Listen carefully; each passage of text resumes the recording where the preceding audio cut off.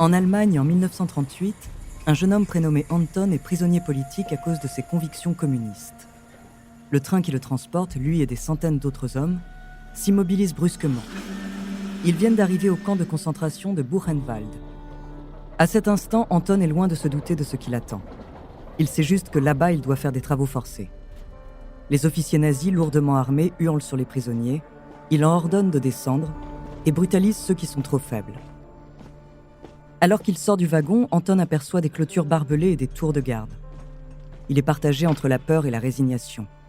Les prisonniers se rassemblent en petits groupes et échangent des regards désespérés. Puis, un des officiers donne le départ. Ils doivent maintenant entrer dans le camp. Anton voit des baraquements devant lesquels se trouvent des hommes dans un état déplorable. Mais il a à peine le temps d'observer, car il est contraint d'entrer dans un des bâtiments. Là-bas, on lui demande de se déshabiller et de donner toutes ses affaires personnelles.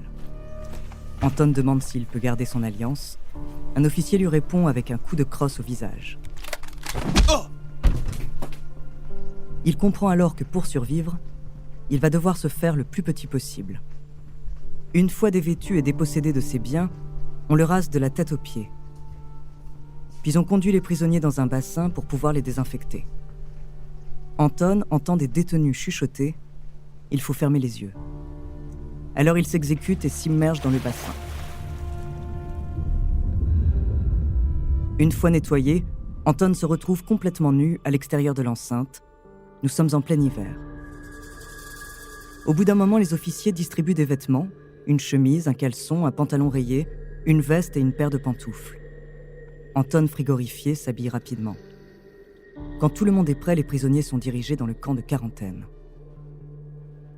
Arrivés dans son baraquement, Anton et les autres détenus ont l'interdiction formelle d'en sortir pour quelque raison que ce soit. Sur le sol, ils remarquent des fagots de bois posés sur la boue qui servent de lit. Au milieu de ce chaos, Anton apprend à connaître ses camarades. Quelqu'un l'avertit : « Méfie-toi de la sorcière de Buchenwald. »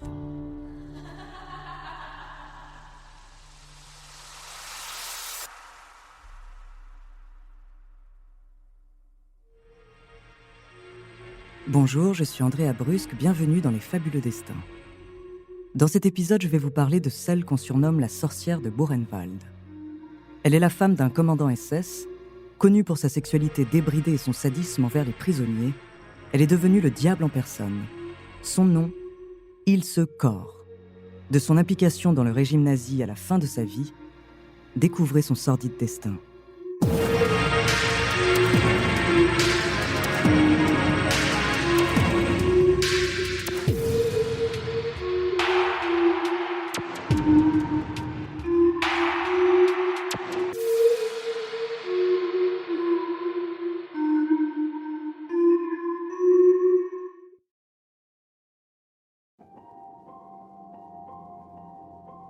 Ilse Kor, née le 22 septembre 1906 à Dresde, est une femme issue de la classe populaire.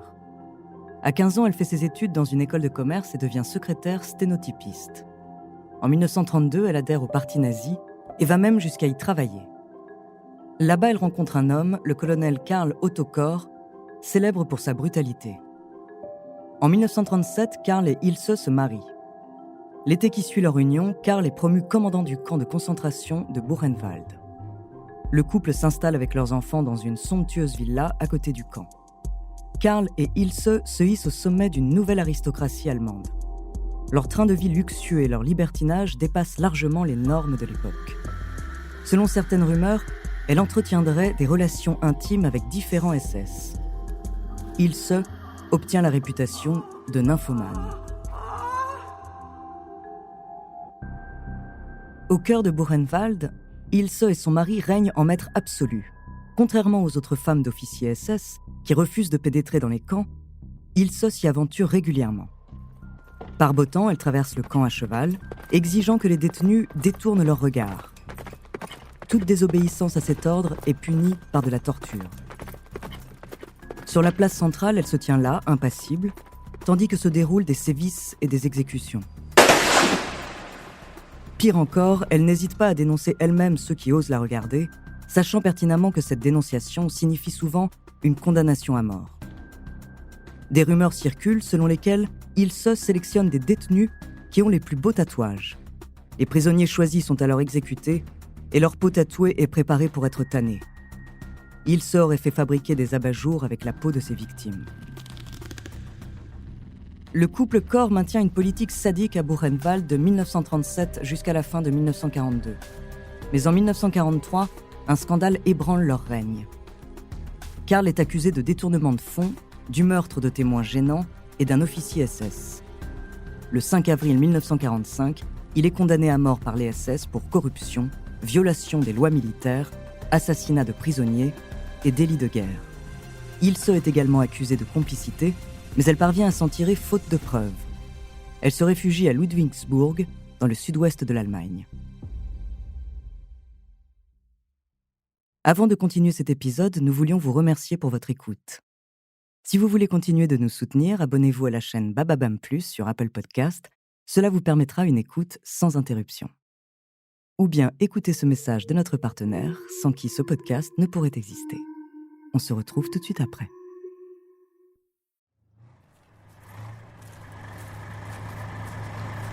Le 11 avril 1945, le 37e bataillon de chars de la 4e division américaine avance lentement à travers la forêt.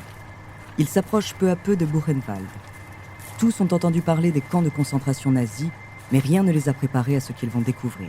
I saw the opening of Buchenwald, the main gate. I was very cautious. I said, whoa, wait a minute. Now the odor in this situation, it was unbelievable. You think about a rotten egg. Well, just think of rotten egg and a dozen other things that are foul smelling.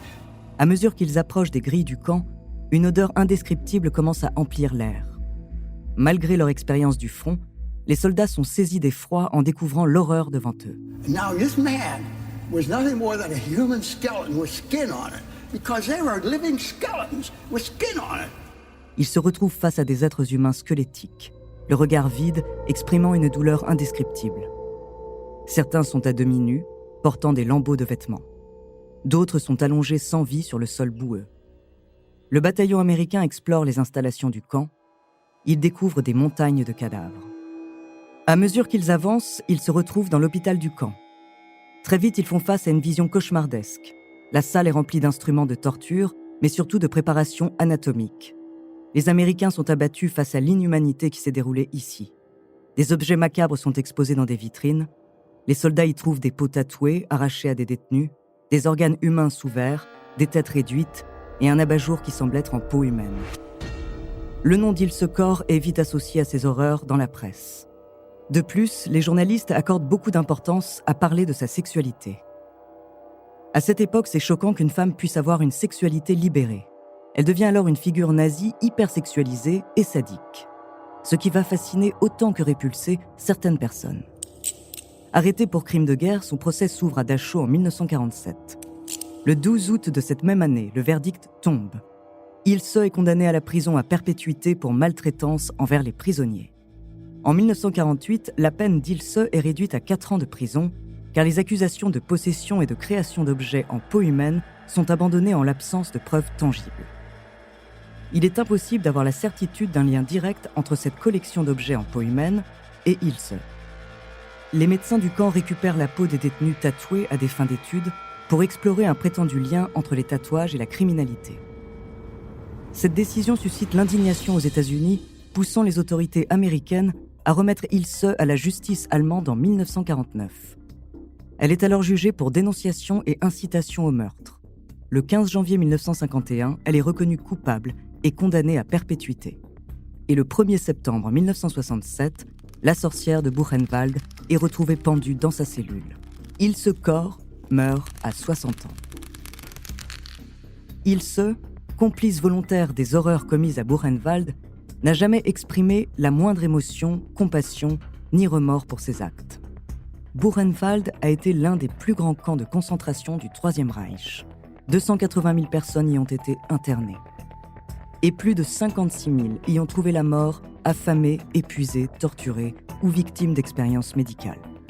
Aujourd'hui, Ilse est devenue un mythe. L'image de la femme dépravée qui torture des prisonniers a été relayée en masse dans les médias, de la littérature en passant par les films pornographiques.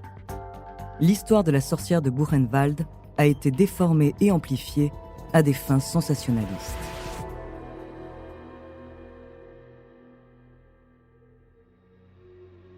Merci d'avoir écouté cet épisode des Fabuleux Destins, écrit par Clémence Setti, réalisé par Antoine Berry-Roger.